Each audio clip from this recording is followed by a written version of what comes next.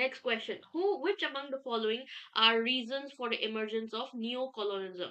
Neo-colonialism का reason जो है आने का वो क्या है? कौन कौन सा होना चाहिए?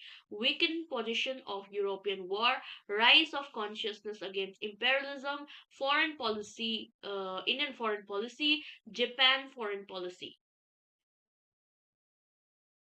करेक्ट आंसर ये तो हो ही नहीं सकता, है ना। न्यू कॉलोनिज्म का इमरजेंस जो है इंडियन फॉरेन पॉलिसी हो चाहे वो आपके जापान फॉरेन पॉलिसी हो, वो कैसे हो सकता है? वो तो हो ही नहीं सकता, है ना। तो वीकन पोजीशन यूरोपियन पावर का जिसकी वजह से न्यू कॉलोनिज्म का इमरजेंस हुआ। एंड दूसरे चीज rise of consciousness against imperialism, ये हो जाएगा option number 1 A and B बिल्कुल करेक्ट।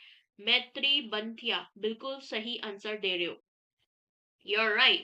वर्ल्ड वॉर टू के बाद बहुत सारे यूरोपियन कॉलोनियल पावर जैसे कि ब्रिटेन फ्रांस मिलिट्रीली और इकोनॉमिकली कमजोर हो गई, जिसकी वजह से एक डायरेक्ट कॉलोनियल कंट्रोल को मेंटेन करना बहुत ज्यादा मुश्किल हो गया, है ना। वर्ल्ड वॉर टू के बाद ही तो हमें हमें भी तो कॉलोनियल इंडिपेंडेंस जो है वो मिला ना। तो इसी वजह से तो हुआ क्योंकि उनके एमरजेंस ऑफ पावर जो है वो कमजोर हो गया, मिलिट्रीली हो इकोनॉमिकली हो वो बहुत कमजोर हो गया, इसी वजह से तो मिला।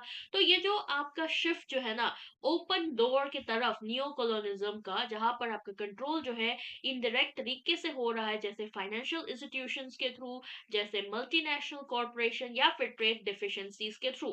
But rise of consciousness against imperialism ये भी बिल्कुल करेक्ट है, क्योंकि यहाँ पर क्या हो रहा है, आपका ग्लोबल राइज जो है एंटी कॉलोनियल मूवमेंट को लेकर, नेशनल कॉन्शियसनेस को लेकर आपके कॉलोनीज के बीच में हो रहा है, जिसके वजह से आप फ्रीडम और सेल्फ डिटर्मिनेशन को डिमांड कर रहे हैं। और अवेयरनेस की वजह से पुराने जो फॉर्मल कॉलोनियल पावर्स है वो अपना डायरेक्ट रूल मेंटेन नहीं कर पा रहा, जिसकी वजह से न्यू कॉलोनियल मेथड्स को यूज कर रहा है इन्फ्लुएंस को बरकरार रखने के लिए।